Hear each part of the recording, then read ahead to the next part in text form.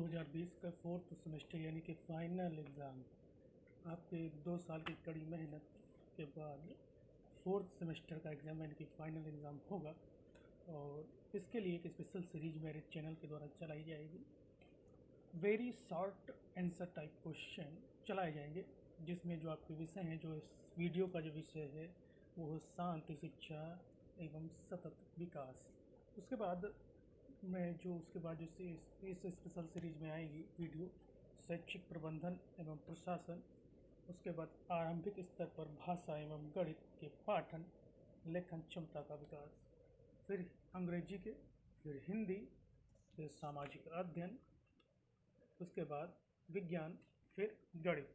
गणित का जरूरी रहेगा क्योंकि ज़्यादातर लोगों का बैक लग जाता है गणित में, इसलिए गणित बहुत अच्छी तरीके से आपको बताई जाएगी। हो सकेगा तो इसका वीडियो गणित का रेगुलर आएगा आपके पास डीएलएड के विद्यार्थियों के लिए। आज हम शुरू करेंगे शांति, शिक्षा एवं सतत विकास के अति लघु उत्तरीय क्वेश्चन। ठीक है, ये क्वेश्चन मैंने देखे हैं, ये मॉडल पेपर से हैं, जो आपके एग्ज़ाम में आने की पूरी तरीके से, एक तरह से आप कहें तो पूरी तरीके से कंफर्म नहीं कहा जा सकता, लेकिन आ सकते हैं। ठीक है, कंफर्म नहीं कहा जा सकता, आ सकते हैं। तो मैंने ये सारे क्वेश्चन राजन सीरीज से लिए हैं। अगर आपके पास नहीं है तो आप वीडियो देख सकते हैं या फिर ले सकते हैं, लेकिन मेरी तरफ से ये डीएलएड की सीरीज़ रहेगी। ठीक है, तो शुरू करते हैं ज़्यादा टाइम ना वेस्ट करके। अति लघु उत्तरीय का क्वेश्चन दिया हुआ है, मैं इसे पढ़ रहा हूँ। ठीक है, आप इसे समझते जाइएगा। ठीक, कम समय में आपको सब कुछ देने की कोशिश करूँगा। जो क्वेश्चन है, शांति से क्या अभिप्राय है। ठीक है, तो क्वेश्चन अच्छा क्वेश्चन है, शांति से क्या अभिप्राय है। तो इसका उत्तर है, मानव शांति की समस्या अनादिकाल से चली आ रही है। शांति के अंतर्गत वह स्थायी भावना जिससे प्रेरित होकर एक व्यक्ति, समूह, समाज या देश दूसरों द्वारा अनुसरित विचारों के प्रति सहिष्णुता और भाईचारे के भाव को निरंतर प्रवाह करता है। ठीक है, इसे ही शांति आप कह सकते हैं। ठीक है, देखिए शब्दों का तालमेल होना चाहिए। शब्दों का तालमेल नहीं होगा तो आप कुछ भी लिखते हैं कि एग्जामिनर ज़रूरी नहीं है कि वो आपको जो कुछ भी लिखा है उस पर आपको नंबर दे। शब्दों को आप सही चयन करेंगे तो आपको नंबर भी मिलेंगे। उसके बाद देखते हैं अगला क्वेश्चन जो है, भारतीय जीवन मूल्य पर प्रकाश डालिए। उत्तर दिया गया है, भगवद गीता के व्यक्ति के व्यक्तित्व के विकास के लिए 26 सद्गुण बताए गए हैं। ठीक है, जो इस प्रकार हैं, जैसे कि आशय, सत्व, सशुद्धि, दान, यज्ञ, स्वाध्याय, तप, अहिंसा, सत्य, अक्रोध, त्याग, शांति, सभी प्राणियों पर दया, क्षमा, अहंकार, शून्यता, घृणा से दूर रहना आदि ये तत्व बताए गए हैं। ठीक है, तो भगवद गीता में व्यक्तित्व के विकास के लिए 26 सद्गुण बताए गए हैं, जो इस प्रकार थे। ठीक है, उसके बाद आगे क्वेश्चन देखते हैं कि सर्वोदयी कार्यक्रम पर टिप्पणी लिखिए। तो अगला प्रश्न है, सर्वोदयी कार्यक्रम पर टिप्पणी लिखिए। तो इसका उत्तर है, सर्वोदयी समाज में सभी सुख होते हैं। सर्वोदय का रास्ता प्रेम और प्रेम के द्वारा ही शांति स्थापित हो सकती है। ठीक है, सर्वोदयी समाज में सभी को सुख देता है। ठीक है, सर्वोदय का रास्ता प्रेम है और प्रेम द्वारा शांति स्थापित होती है। अगला क्वेश्चन, व्यक्तित्व की अवस्थाएं बताइए। व्यक्तित्व की अवस्थाएं निम्न प्रकार की हैं, जैसे कि जन्म से पूर्व की अवस्था, शिशुवावस्था, बाल्यावस्था, किशोरावस्था। व्यक्तित्व क्या है, ये प्रश्न है। फिर इसका उत्तर जो है वो ये है, एक व्यक्ति का व्यक्तित्व वह है जिसके आधार पर हम कह सकें कि किसी प्रदत्त परिस्थिति में वह व्यक्ति क्या करेगा। ठीक है, अगला क्वेश्चन, व्यक्तित्व के निर्धारक तत्व क्या हैं। व्यक्तित्व के निर्धारक तत्व क्या हैं। व्यक्तित्व के निर्धारक तत्व 3 हैं, जैसे जैविक या शारीरिक निर्धारक, दूसरा मनोवैज्ञानिक निर्धारक, तीसरा वातावरणीय निर्धारक। अगला प्रश्न है, स्वजागरूकता को समझाइए। स्वजागरूकता को समझाइए। इसका उत्तर है, स्वजागरूकता से आशय स्वयं की जिम्मेदारी से है। इन जिम्मेदारियों में क्या है? पहला है स्वयं के लिए, दूसरा है परिवार के लिए, तीसरा है स्वयं के कार्यों के लिए, चौथा है समाज के लिए, पांचवा है देश के लिए, छठा है अपनी भावी उन्नति के लिए। स्वजागरूकता के द्वारा ही आदर्श जीवन की प्रगति सार्थक हो सकती है। सहपाठी से आशय स्पष्ट कीजिए। क्या है? अगला प्रश्न है कि सहपाठी से आशय स्पष्ट कीजिए। सहपाठी, इसका जो उत्तर है, सहपाठी आशय ऐसे समूह से है जिसमें 4-5 छात्र इकट्ठा रहते हैं। ठीक है। अगला प्रश्न है सामाजिक बोध की परिभाषा दीजिए। सामाजिक बोध की परिभाषा बेरेन एवं वायरने के शब्दों में, तो उनके अनुसार सामाजिक बोध क्या है? तो सामाजिक बोध का आशय सामाजिक विश्व के बारे में उपलब्ध सूचनाओं की व्याख्या, विश्लेषण, स्मरण तथा उपयोग करने से है। यानी कि विश्व की जितनी सूचनाएं हैं उनकी व्याख्या, विश्लेषण, स्मरण और उनका उपयोग करना। ठीक है। अगला है आक्रामकता की एक परिभाषा लिखिए। आक्रामकता की परिभाषा, इसका उत्तर मायर्स के अनुसार दिया गया है। मायर्स ने आक्रामकता को परिभाषित करते हुए लिखा है कि आक्रामकता वह शारीरिक या मौखिक व्यवहार है जो किसी व्यक्ति को आघात पहुंचाने के उद्देश्य से किया जाता है। अगला है आक्रामकता के प्रकार बताइए। अगला क्वेश्चन जो है आक्रामकता के प्रकार बताइए। तो उत्तर यह है कि आक्रामकता के मुख्य दो विशिष्ट प्रचार प्रचलित हैं। पहला शारीरिक आक्रामक व्यवहार, दूसरा मौखिक आक्रामक व्यवहार। अगला क्वेश्चन है सहपाठी समूह के लाभ बताइए। सहपाठी समूह के लाभ निम्न प्रकार से हैं। कौन कौन से? कि सहपाठी समूह के सदस्यों में आत्मविश्वास बढ़ता है, दूसरा यह आत्मनिर्भर होना सीखते हैं, तीसरा सहयोग की भावना पनपती है, चौथा इनमें हम की भावना पाई जाती है, पांचवा सहपाठी समूह में इकट्ठा रहने की कला का विकास होता है। अगला क्वेश्चन है नैतिकता के क्षेत्र क्या है? नैतिकता के क्षेत्र क्या है? तो नैतिकता के क्षेत्र निम्नलिखित है। क्या है? पहला व्यक्ति, परिवार, स्कूल और समाज। चार बताए गए हैं, व्यक्ति, परिवार, स्कूल और समाज। नैतिकता क्या है? ये अगला क्वेश्चन है। इसका उत्तर है नीति के अनुसार व्यवहार करना नैतिकता है। ठीक है, बहुत अच्छा सा उत्तर है, नीति के अनुसार व्यवहार करना नैतिकता है। अगला प्रश्न, नैतिक शिक्षा किससे कहते हैं? इसका उत्तर है नैतिक शिक्षा किसे कहते हैं? बालक का सामाजिक विकास करने वाली, व्यक्तित्व का संतुलित तथा सर्वांगीण विकास तथा उसका दृष्टिकोण उदार बनाने वाली शिक्षा को नैतिक शिक्षा कहते हैं। बहुत अच्छी परिभाषा दी है। बालक का सामाजिक विकास करने वाली, व्यक्तित्व का संतुलित तथा सर्वांगीण विकास तथा उसके दृष्टिकोण उदार बनाने वाली शिक्षा को नैतिक शिक्षा कहते हैं। अगला क्वेश्चन, नैतिक शिक्षा के कोई दो उद्देश्य बताइए। नैतिक शिक्षा के दो कोई उद्देश्य निम्नलिखित है, जैसे कि पहला नैतिकता का विकास, तो दूसरा आध्यात्मिक विकास।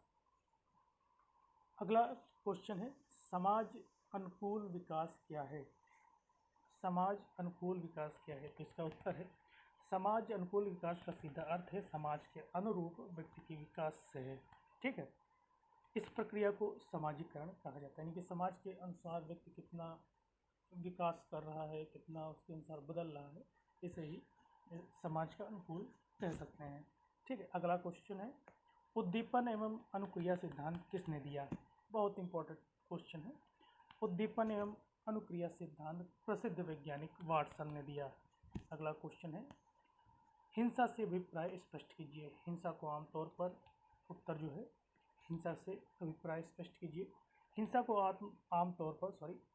आमतौर पर परिवार, घर के सदस्यों, अंतरंग साथी, सहयोगियों, व्यक्ति या समूहों पर नियंत्रण स्थापित करने के उद्देश्य से व्यवहार की एक पद्धति के रूप में समझा जाता है। ठीक है,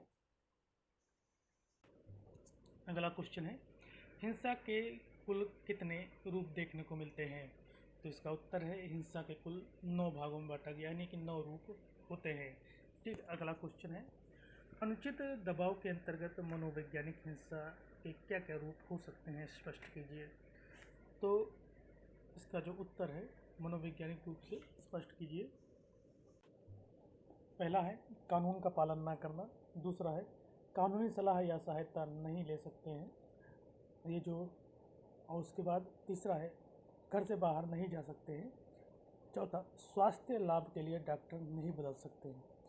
अगला क्वेश्चन है विवादों के बाद समझौते की प्रक्रिया के मूलभूत चरणों का उल्लेख कीजिए। तो कुछ इस प्रकार से हैं विवादों के विवाद के बाद समझौते की प्रक्रिया के लिए मूलभूत चरणों का अनुसरण आवश्यक है। कौन कौन से हैं वो देखते हैं। वातावरण को प्रेरक एवं भयमुक्त बनाना, दूसरा है आत्मविश्वास तथा भरोसा जागृत करना, तीसरा है यथार्थ को स्वीकार करना, चौथा है न्याय की स्थापना करना। अगला क्वेश्चन है गांधी जी के अनुसार शांति स्थापित करने का प्रमुख साधन क्या है।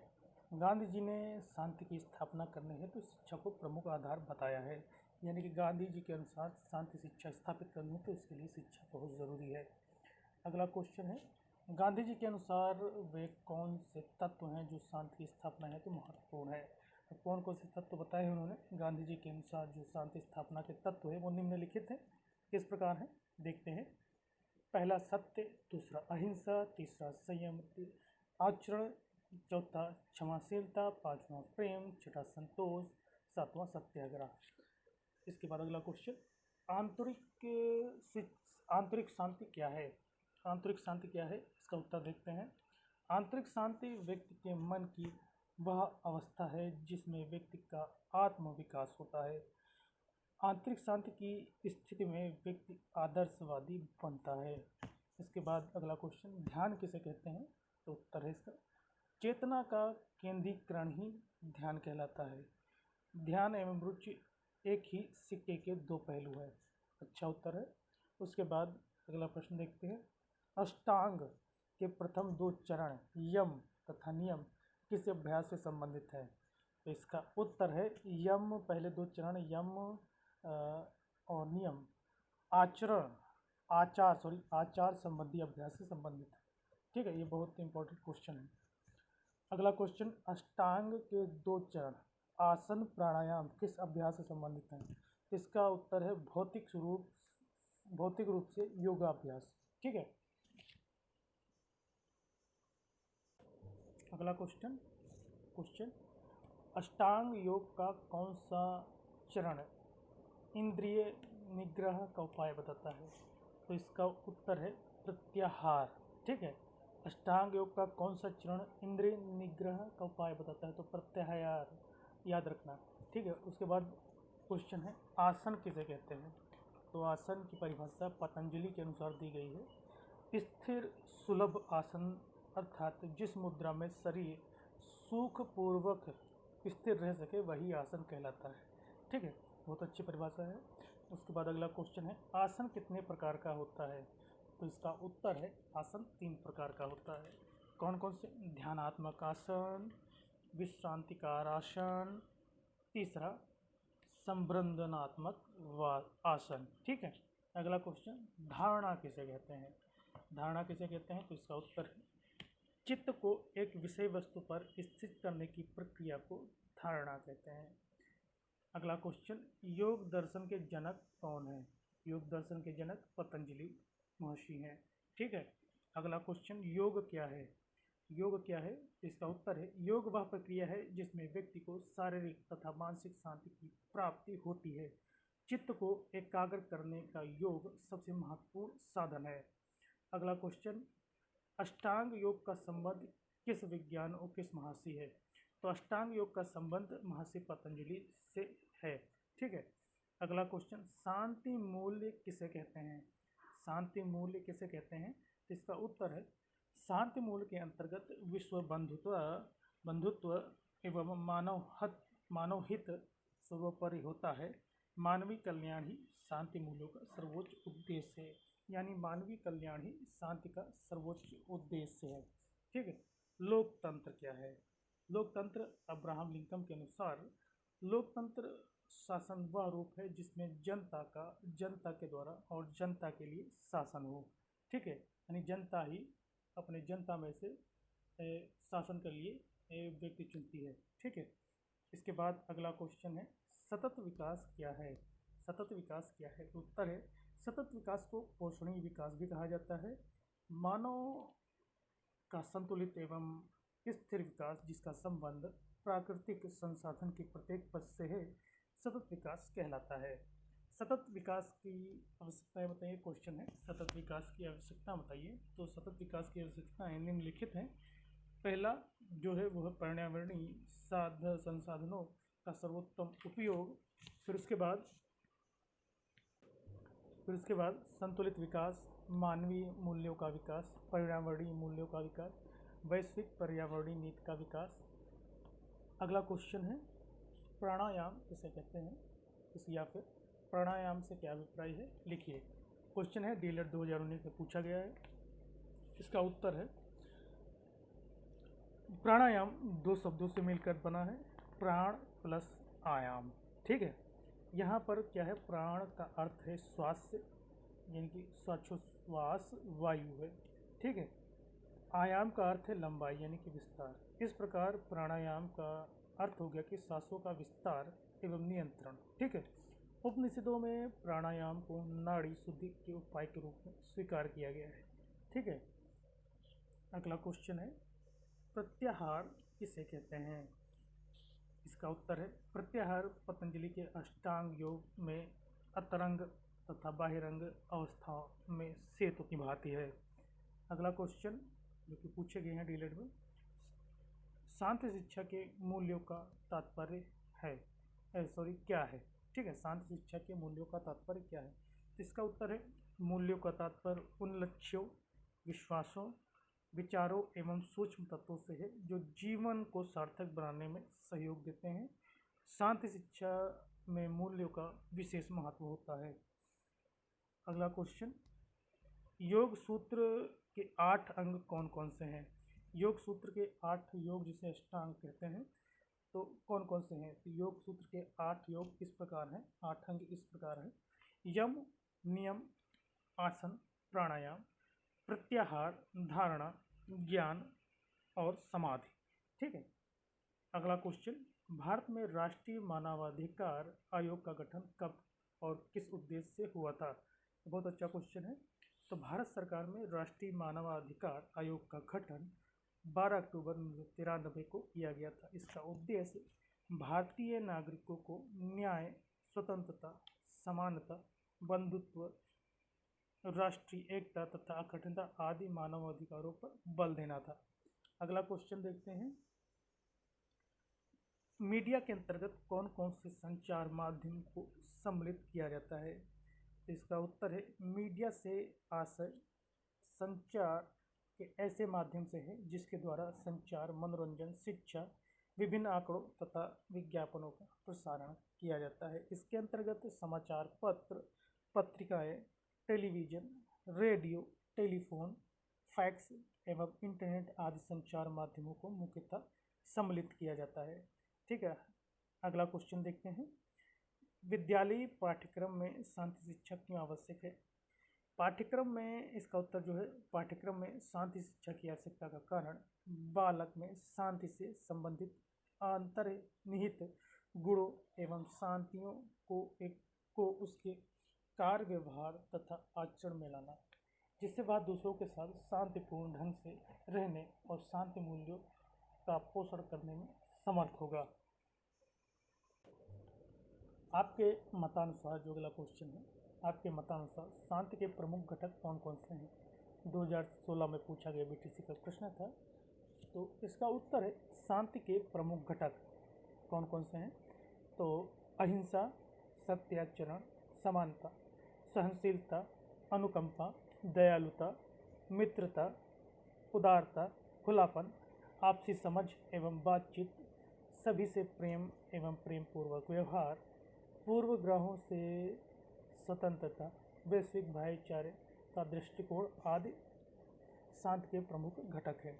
अगला क्वेश्चन है कि अहिंसा मूलक समाज की विशेषताएं लिखिए। अच्छा प्रश्न है, 2016 में पूछा गया। तो अहिंसा मूलक समाज की विशेषता उसके सदस्यों के व्यक्तिगत तथा सामाजिक जीवन से प्रकट होती है। ऐसे समाज में अहिंसा, सत्याग्रह, संयमित आचरण, क्षमाशीलता, प्रेम व सहानुभूति, संतोष, विवादों का शांतिपूर्ण समाधान, हिंसा एवं उपद्रव का अभाव आदि का महत्व होता है। ठीक है, अगला प्रश्न देखते हैं। उन कारणों को बताइए जो किशोरावस्था में अहिंसा के रूप में प्रकट होते हैं। तो इसका उत्तर है जो प्रकट होते हैं कारण, किशोरावस्था में शारीरिक, मानसिक, संवेगात्मक विकास अधिकतम रूप से होता है।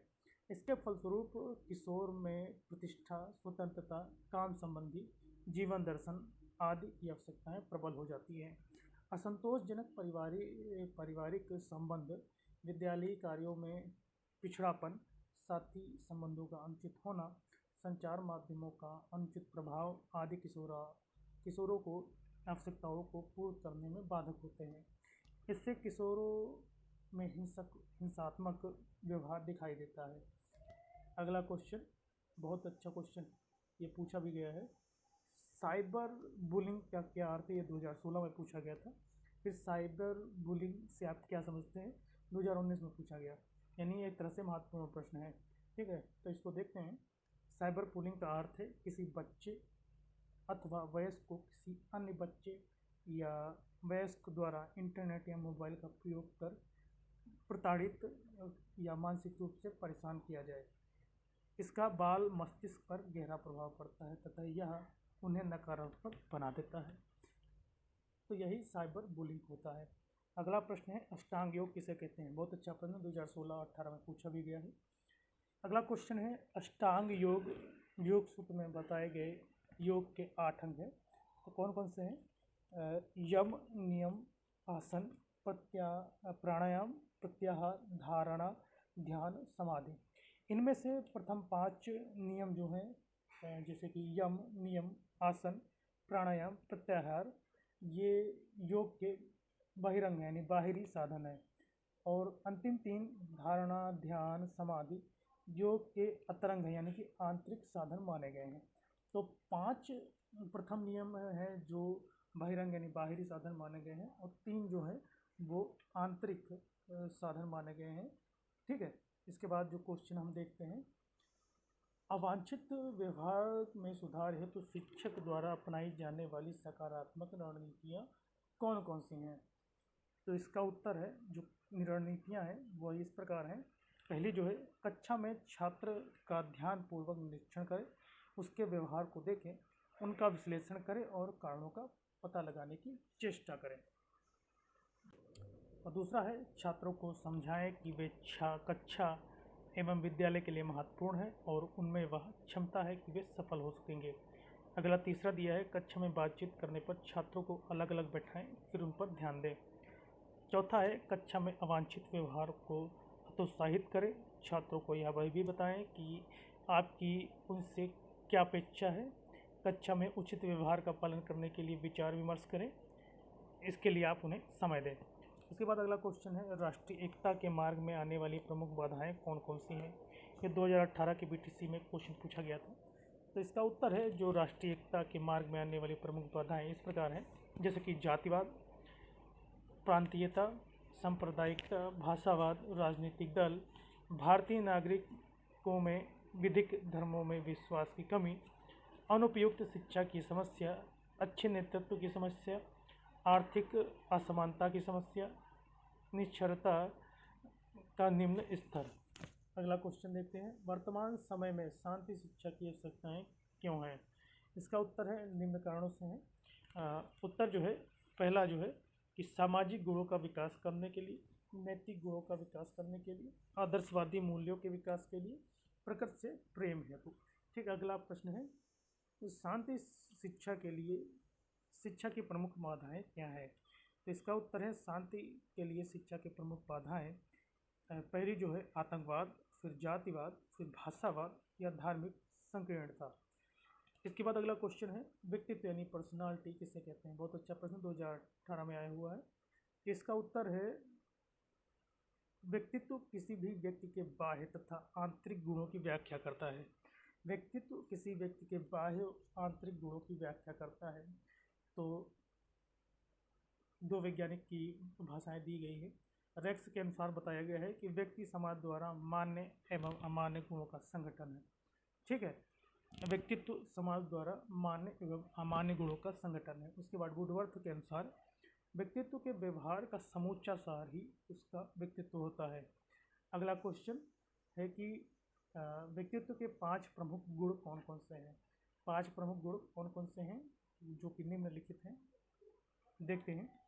अनुभव के प्रति खुलापन, फिर चैतन्यता, फिर बहिर्मुखता, फिर सहम सहमति जन्यता, फिर स्नायु विकृति से मनोविक्षिप्तता भी कहते हैं। तो दोस्तों ये कुछ क्वेश्चन थे जो शांति, शिक्षा एवं सतत विकास से संबंधित थे, अति लघु थे। फिर इसके बाद ये सीरीज आपको कंटिन्यू मिलेगी। ठीक है, कोई भी अगर क्वेश्चन है तो प्लीज़ कमेंट के माध्यम से बताइएगा और अपनी राय ज़रूर दीजिएगा कि ये सीरीज कंटिन्यू रहनी चाहिए या नहीं रहनी चाहिए। ठीक है, क्योंकि आपके सहयोग की बहुत ज़रूरत है और आप इसे पूरा वीडियो देखें। देखिए कहीं कहीं क्या होता है कि आप कहीं भी जाते हैं, ट्रेवलिंग में जाते हैं या फिर कहीं दूर जाते हैं, तो आपके पास आप बुक भूल गए हैं या फिर किताबें भूल गए हैं, आपको पढ़ना पड़ता है, तो आप नहीं पढ़ पाते, तो उसके लिए वीडियो आपके लिए बहुत ज़रूरी बन जाता है देखने के लिए। ठीक है, अलविदा लेते हैं दोस्तों। जय हिंद, जय भारत।